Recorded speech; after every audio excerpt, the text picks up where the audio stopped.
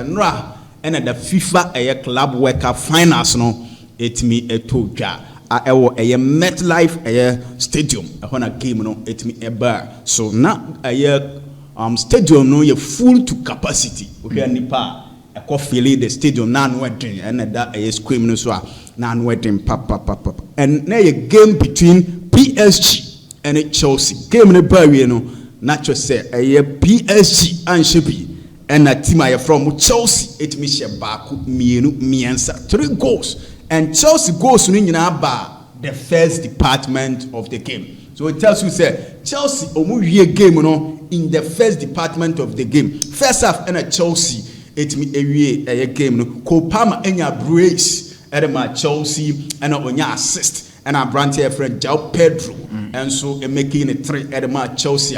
Ohwe the performance of Kopama na it was fantastic. I say about Chelsea but unse proud to the match no not team or your favorite. Not team a lot of people say on budget the tournament no na PSG based on their recent forms. Oceana PSG at me beat Real Madrid by 4-0 as a Bayern Munich by 2-0 as a Atletico Madrid by 4-0 at Inter Milan the Champions League final.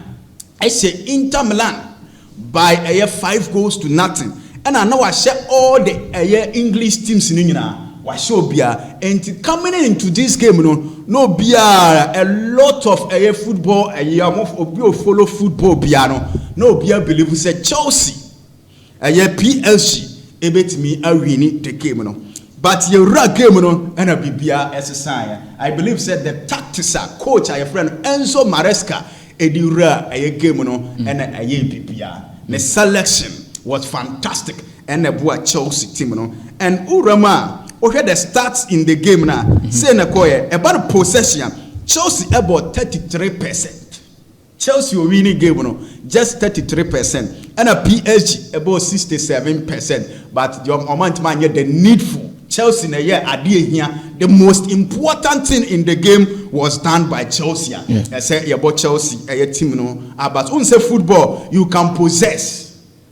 And on say who control the game. But not just control the spaces in the game. Okay. That is why PSG didn't say created the opportunities didn't say spaces at me operating. And Chelsea Enzo Maresca side no na omu control the spaces within the game no and na ama team from PSG and me operating well Chelsea ate me a winning game. Uramu the big chances na billion. Chelsea enya 3 and a PSG 8 million 2. So Chelsea performance no na was ro unse se PSG wa control possession na utiminya 2 na Chelsea nya 3 big chances. I tell you say Chelsea no na omo ye effective efficient especially omo through the final third no nti ya mo Chelsea abaso uramu total shot na say na koye Chelsea about 10 PSG 8 me able 8 and a shot on target Chelsea able 4 PSG ball just 2. It tells you say Chelsea apart from possession at PSG ABT Chelsea no Chelsea dominated PSG in all aspects apart from possession. You know young ram with Chelsea from a system of Moody Ram. On said Chelsea started with 4-2-3-1 2 pivots. And then they did very well in the game. Who said the system at Chelsea did wrong? Maybe Gidi say not Chelsea team no Omar rehearse pa. Chelsea team no na adi Omar rehearse understanding the coach in the pattern no. And then one omudi rama etimi ebua ma Chelsea etimi share na urama say Chelsea press ya na omu use 5-2-3 and another say Chelsea at the press and no ama PSG and me am almost short passes now a bit created the opportunities ama omatimi anya goal no and Chelsea 5-2-3 press no Emma Donnarumma resort to long balls. Okay. And no ntimi build from the back very well because not Chelsea tambian omo press PSG na billions kwanya Chelsea fast block PSG team no say PSG team ball no do money against Real Madrid ye hu against Bayern Munich na omo down by 2 players red card omo team ebe win the game no against Atletico Madrid ye hu how they perform very well na say PSG team no from the knockout stages player pa of what PSG team ne paye Ashraf Hakimi omo build it up or you very very instrumental billions e wo muru nim and then no Chelsea e ya de bi team stop ya ya mo Chelsea team na baso omo ya de bi Chelsea e use 2v1 okay. And the Brocco Abrantia your friend Hakimi send your own team surge forward because we had the knockout stages at one go or assist and or joining attack na ehu on a Carrasqueria when they are joining the attack and you're very dangerous omo threatening tormenting the defenders and the Enzo Maresca here say obey you 2v1 situation naturally say or they stop team aye from PS into wo hwa Hakimi nya ball na the moment Hakimi ebenya ball na Enzo Fernandez and Abrantia your friend Enzo Fernandez and then Pedro Neto ejina Hakimi enti emani nya the opportunity say obebo ball na ama Vitinha ayes helpman enti na aye den e de ama team aye from PSG and uramu wo the Carrasqueria side no so and also you 2v1 situation and also Boye Emma also anya the space operate well so here the system coach no edi ram na billions na fantastica yemmo Enzo Maresca abaso me pacho obetimi di atoso ama kwan ya Chelsea efa so show mo first goal ni on say Chelsea started build up now almost started from the goalkeeper Robert Sanchez and then now player play key role at the Chelsea pa Robert Sanchez here screen is well the moment Robert Sanchez billions obenya ball ne pe na a trigger Dembele so be press okay and he said Dembele press na Chalobah aba the laterals no na wa draw Abrantia FN Carrasqueria in the aim say on also be press Chalobah and the moment it happens na Mario Gusto at me joining the attack and to joining attack now billions Chelsea ebenya a lot of numbers at front the final third benya numbers change team aye from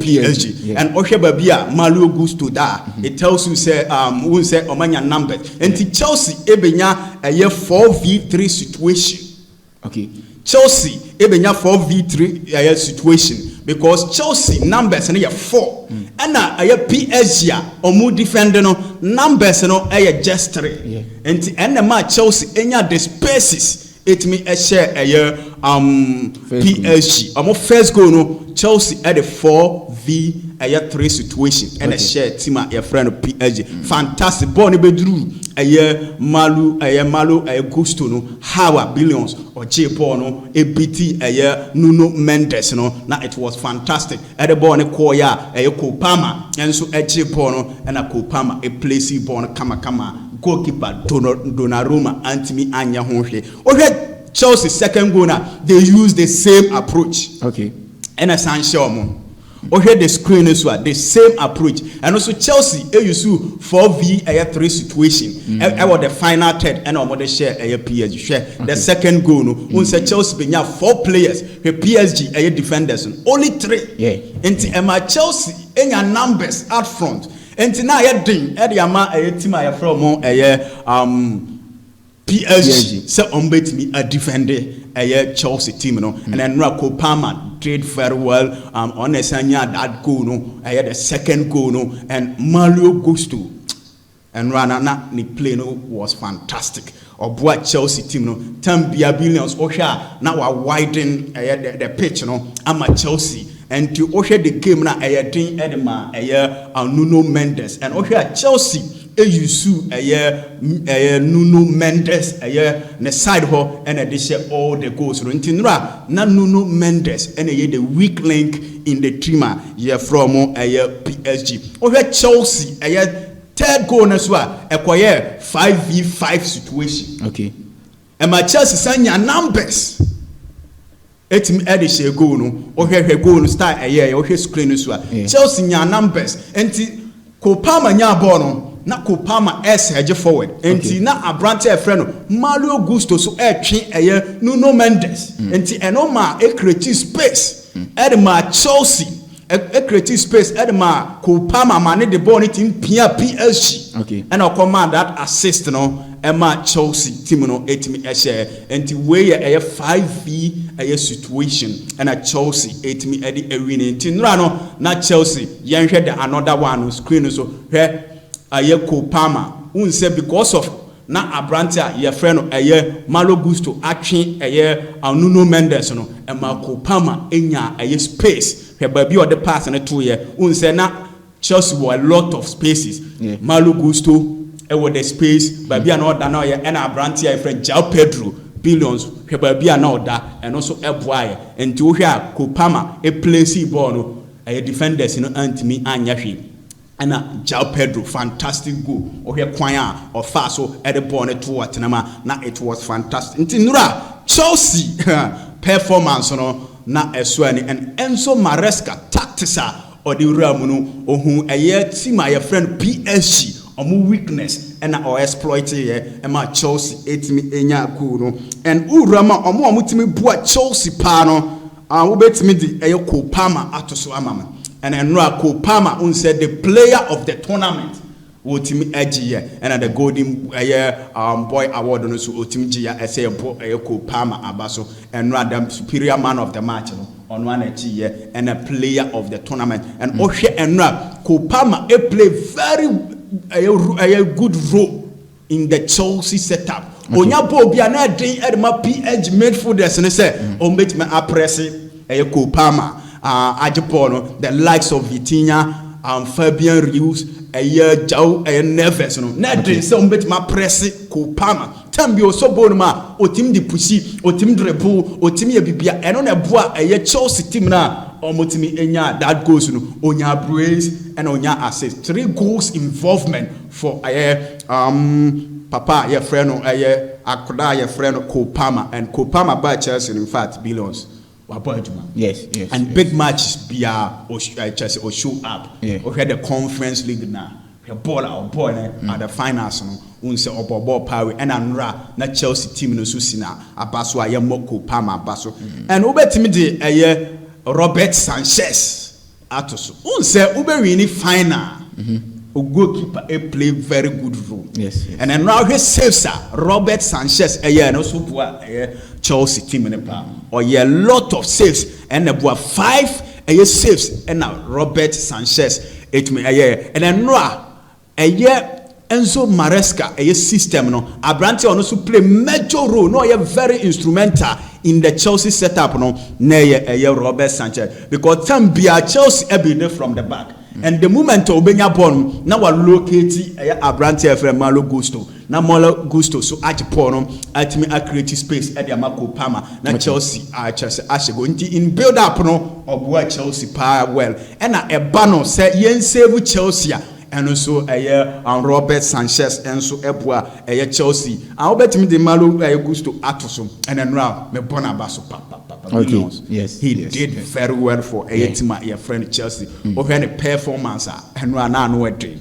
Or any rounds. Unsaid Chelsea, the game changer in the game no Malo Gusto. Because on an joining attack now and much Chelsea in your numbers. And at the moment Malo Gusto ebenya bonibia otin the ball na one otimi etwe Abrante aye friend no Nuno Mendes tambia no wa Nuno Mendes na wa pocket Lami ama Salah but then Nuno Mendes akra e ban strength or kire say me wa hoden pa and o hwe nra baller Abrante Malo Gusto boy say bona baso Chelsea anya player and I believe said the two pivot na Chelsea and so a boy Ebua Chelsea. Unse Chelsea set up no me hwe game na ma unse Kukurera tra center. Tambia our back because of duwe and Abrante your friend Hakimi. And coach ni make sure say there are some players there Montra center. Mo make sure say Tambia ibenya numbers at the back. Send near PSG enya spaces to operate and Chelsea line up on the buyer and a billions me who said Chelsea game no anobe den dia ma PSG because okay the two pivot Reece James and Moises Caicedo how omutimi eboa the Chelsea midfield no e control the spaces PSG for no anya the opportunity to create chances no yamos amrantie na ba.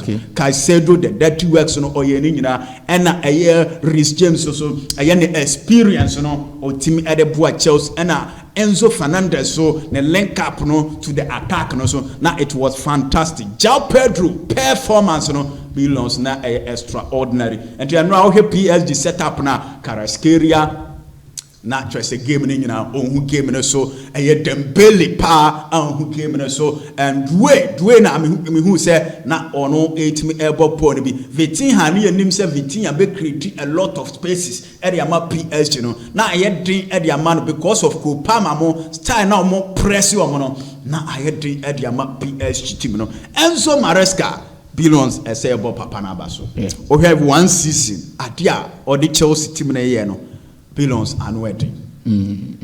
Unse oba na Chelsea compete for the Conference League. Or the Chelsea Ramu were the finals. It me ekochi. Fantastic. Oba na 2 seasons Chelsea enyan testi the Champions League.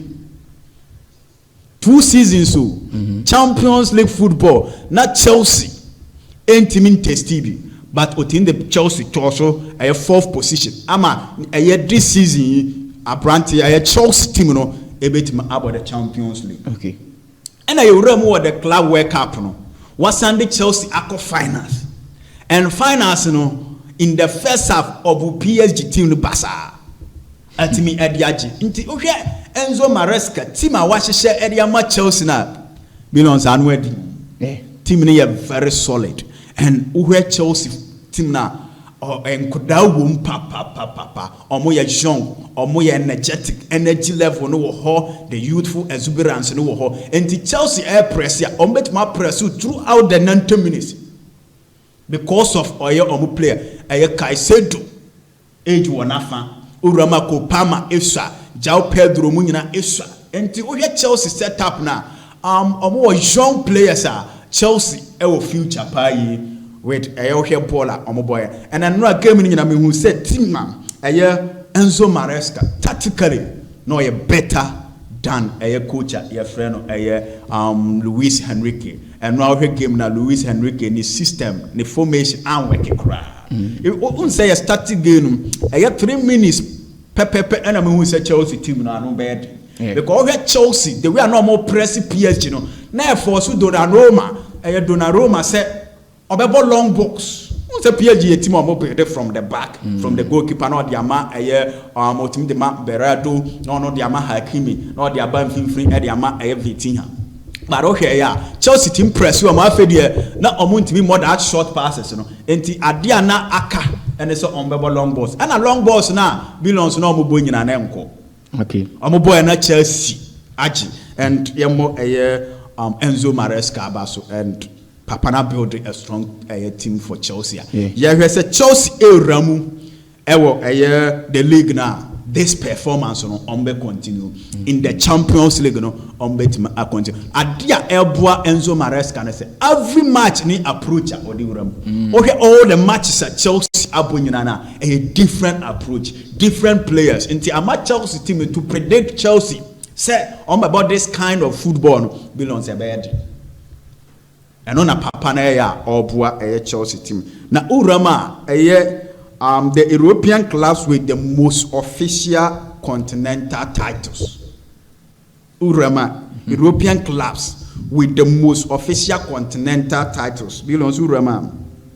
Real Madrid ne okay. 32 titles. Just Real Madrid the oya dan we asimu nyina. I'm the biggest club, the best club. Real Madrid, yes, Chelsea in ball, bank, continental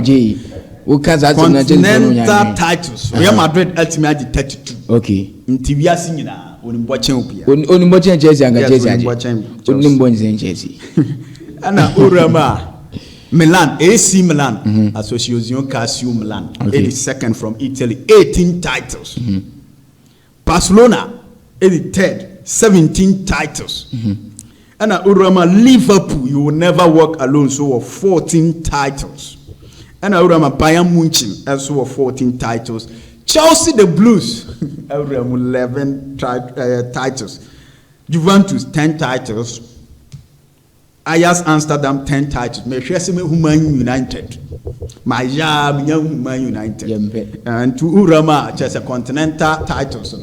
Uramu England, Liverpool any kind 14 titles. Chelsea that was me 11 titles. Into Shima Chelsea Abobra team my friend Manchester United. And to Chelsea more Mobona and went by the enemy Chelsea versus Man United next season. Now my head tuma obey me as a Chelsea. I believe say Chelsea so man U team with ya. Muna muntu Mr. Pictures you yede ebe wiye oh muntu Mr. Pictures Ruben Amorim masansa no muntu Mr. Chelsea teams no masan too much Chelsea no na almost surprise me papa boni oh say on the teams ni bi nyaade o why say team meet say Madrid say because o go tena on man wa hwa na PSG a show say Madrid dey na me mpremu me Madrid na me nim say ebe dey say ebe she PSG because coach Xavi Alonso by and Chelsea into the system, no players, no they don't understand the system. We say or the better just say or no more players, no the instructions, no more yet the omope. That is why Uramu Real Madrid or Mama coach, the authority. Say okay, so benchy player be obey my bench. Player be one conform to the system, no obey my bench. And in German for money to say Andrew Ayinu Unia we Unya dugout go to say, or my team no actual channel. I would not dugout to say, pressure will on say pressure dear womb, but as far as our 40 minutes, also show to me say, and found pressure womb, and also any pressure. It goes like Real Madrid, because Okas or buy and chair, fine or buy and chair, but and the road to be for Madrid and Sana and Sifleki before Bassa. But this is in Ocean 4 times or Shanina. Say, oh, until what a fat team to say Real Madrid. Or do as a good coach, a man will be meditating mount. A man Kalian and Mbappe in my metros and Pesame born and I'm Pesame watching. One of Chen is a one team when I coach. But what time to Dina would no cover bonnet show the air. Which him I found in the Omonjas you. Who's that?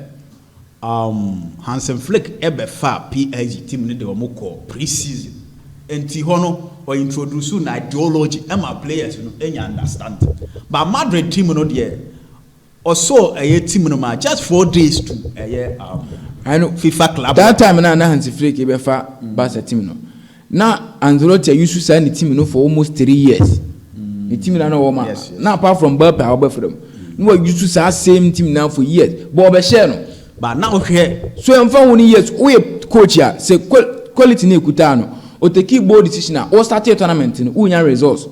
O bought 2 up front. Yes. Which is Gonzalo Garcia. Then your friend is saying Vinicius Junior. Unya results. The year we Vinicius Mbappe by o say Gonzalo Mbappe by. Oba no Mbappe Superman results. It means a 3-2 front one wow. But going to a game against PSG only say a strong by year in the midfield. We see Masasa 3 up front. We say Mungongo na Mungongo. As a coach, oh, do everyone your skills be on my you know because time na do as a coach there also hunu. Oh, and found no level, and found no time by it's hard and quality as a coach. You have to know say going to this game when strong a pan me stopping wa. Enzo Maresca going to this game no say I didn't PSG in the ball in a jam for break midfield. So he came in with 5 midfielders. Ever stop playing the midfield. No, who said you continue PSG midfield now? I feel who drove nervous. Who Fabian Russo to one Wamohu. Sana born it about who could go man is area and no Dembele or Waira.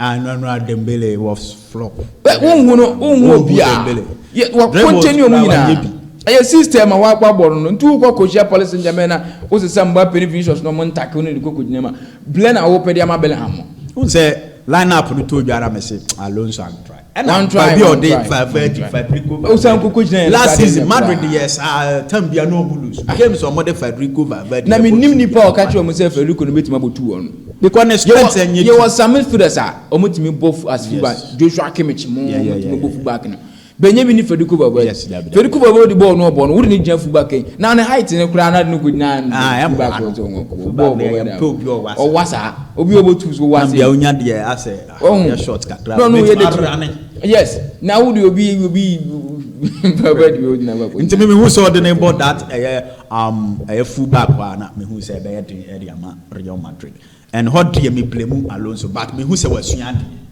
a lot next season one we have to top no mobile aye because about three top now and I would not out one o me who film bi wonu mu say born like o gidie so betimi anwene as a team not turn to too much media background can in fact born on boy in front even down on winning crown or bo if ends up pachuca we say so small still na na pressure be that so me too also release this pressure no o feel comfortable more no pressure wom and who say feel comfortable who say handsome flick no at me a coach team your friend Bayern coach Germany national team into obeso basemo ba we Bayer Leverkusen nko sa Bayern no wa hye Bundesliga free ni sem want to me meaning myself but no so Real Madrid different metiase but Bayern Munich na Hansi Flick coach ya or the Champions League they share Barca no wo hye no e won sa wa hye Bayern Munich no wa gi league ni dia free ni sem e wo no wa gi ato so team bia ntimi wo Bayern wa be hye na gi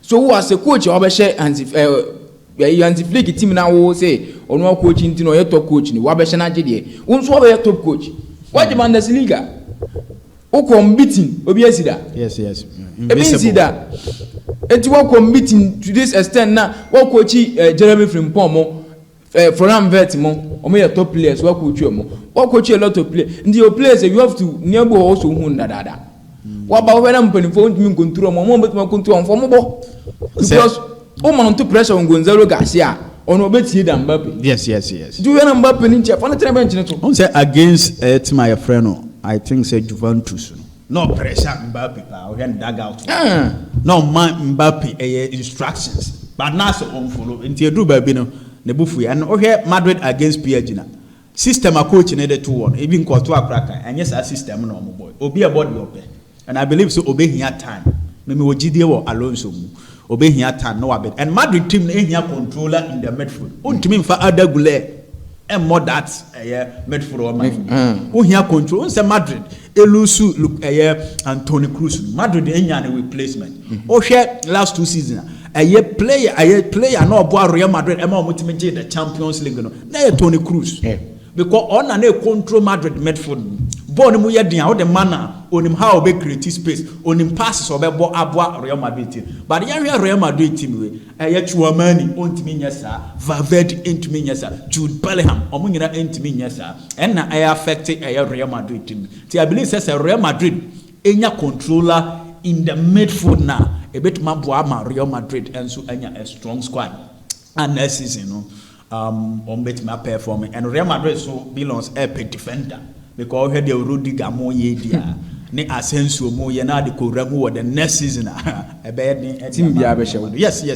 ona nipa no also no woni say La Liga no ne Barca na compete yes one Barca ne hye wa league no wa mokra anka won ochu no hye wo sa dia because this is wa ball 4 oh wa bro ye papa wa ball nti say next season uram no also make sure say wo kwa akote wo next season next season zo za akota to na e san hye wo dia me Alonso wo adwuma onfanshi ni wo adwuma nti no sa tournament no ko be Club Cup no kwa na nya hera nko ya adwuma bia sa botisi bebele na anya ade nti no wantumi anya adwuma bia so bia na wakoye no we afi na obe ya adwuma ne kese na yes nti first show trim say o be ya adwuma kese a eso send wakoye sisi no ne we ya wakoye kula na pressure for winner Madrid dey one performing a omo ni twan hu ya bo be 10 matches yes na ba bia odane nye dia emfa hu no de ordinary de wo mfa no the moment Barca be san share Real Madrid pressure yes and yenim say wo de wa bor Real Madrid o ye o legend uni me classico wo sa Ancelotti de classico no wa mo Madrid nti me na ba na classico men share that trust Ancelotti un se coach na me trust me Zidane when it comes to El Clasico because the moment ojina the dugout and otim both system to Real Madrid and my team and I think so lose just two matches per El Clasico and Ancelotti there e ban El Clasico belongs na men trust in kra but I believe say Alonso Aban winning the El Clasico. And Oshed the last season Barca the year Real Madrid total massacre. First league na 4-0. Now Madrid akosho more Super Cup 5-2. Hey, now no Madrid brewo Barca and Insano Lami Yamate Madrid akodano oni Pedro Nyabona na ayade Ediama and Abrante Vasquez die hey or her Madrid papa okay Onyabona kuro hudi odi until Real Madrid team ni there just a lot of players echo na omunya new media means say Real Madrid epe controller else ball na omo next season say sa na omo di be wura ma no man to a midfielder in their setup and to defender Ameka din hoist no Real Madrid she passa still Barca ebe Real Madrid